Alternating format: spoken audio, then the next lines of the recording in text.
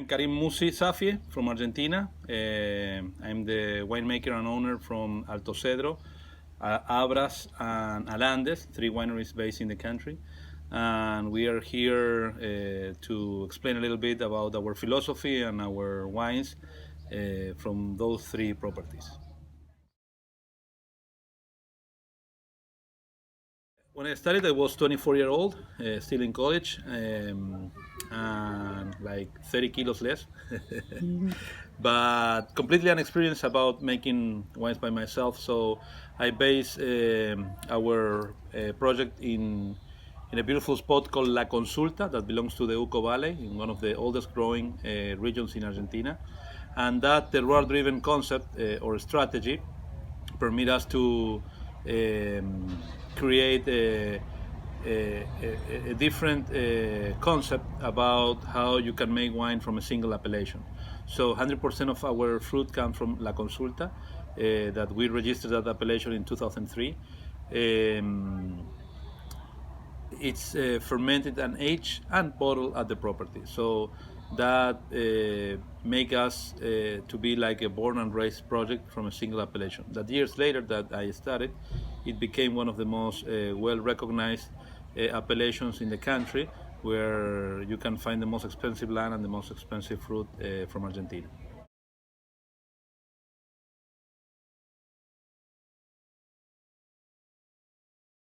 We can say that Argentina is very related with altitude, but in fact it's more about other things that permit us to grow great healthy fruit in the right side of the Andes. We are completely insulated from both oceans, very far away from the Atlantic Ocean, and completely insulated from the Pacific Ocean thanks to the Andes mountain range.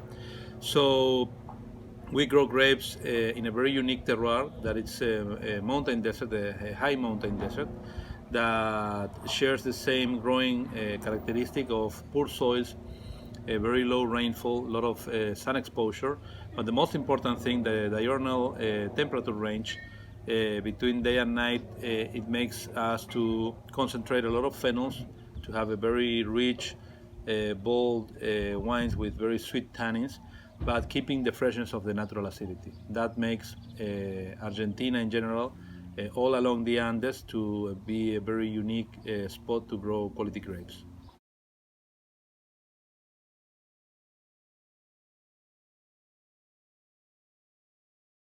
Well, we are very lucky when the market start appreciating our Malbecs. I think we have the uniqueness of a varietal that is in the middle of everything.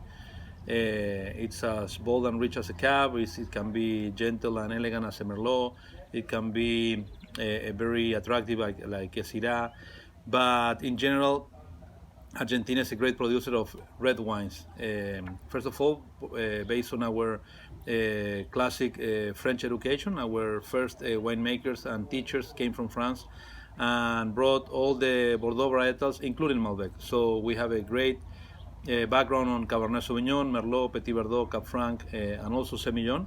So all those old vines, pre-phylloxera rootstocks, are patrimony vineyards that build the quality and the original DNA from the Argentinian viticulture.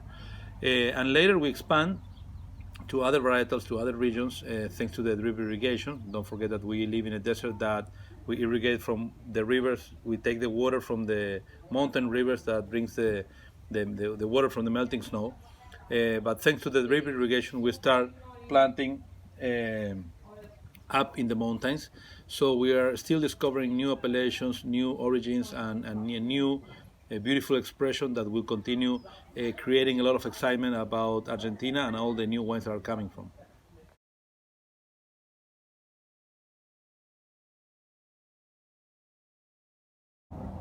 Well, as we were blessed with Malbec, we also were blessed with Torrontés. As you know, it's an original, unique varietal from Argentina. It's a spontaneous mix between our native American vines with some muscat or from Europe. So that created a very unique white wine that it's a very expressive white with some terpenic notes, but very dry on the mouth. So it's a wine that it matched perfect with most of the Andean food that we have in Argentina.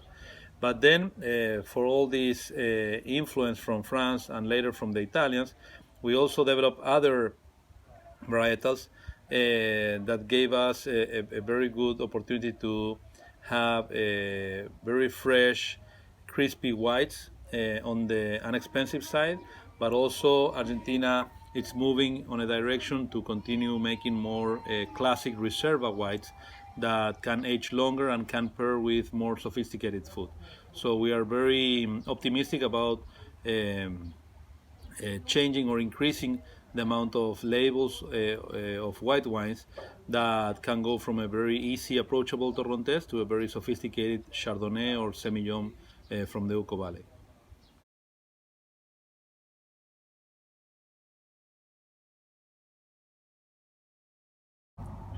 Well, what we have experiencing in Argentina is very enjoyable. It's very interesting. We're very proud of being part of this process because in the last 10, 20 years, Argentina is moving forward on the quality direction.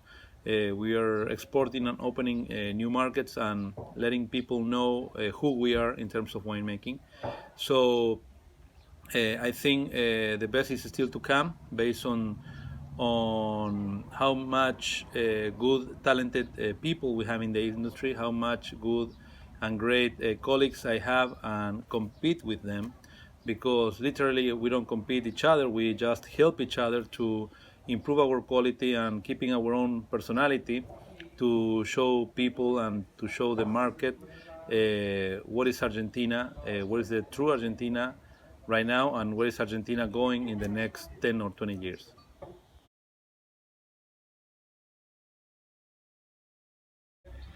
Well, talking about heroes, me as because my personality, I have a lot of people that influence my vision.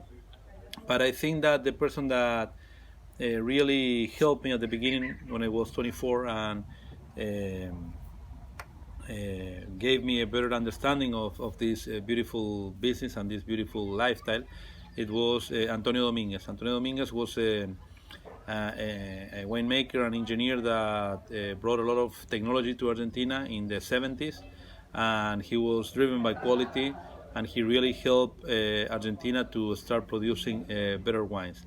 And he always encouraged me to be oriented to quality, but also to find or to develop my own personality.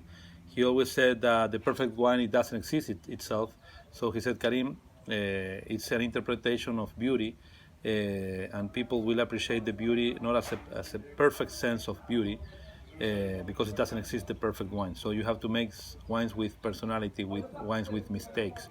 Those mistakes that are not truly mistakes are the things that makes your wine different and makes people to appreciate your uniqueness and beauty on the wines that you are able to produce.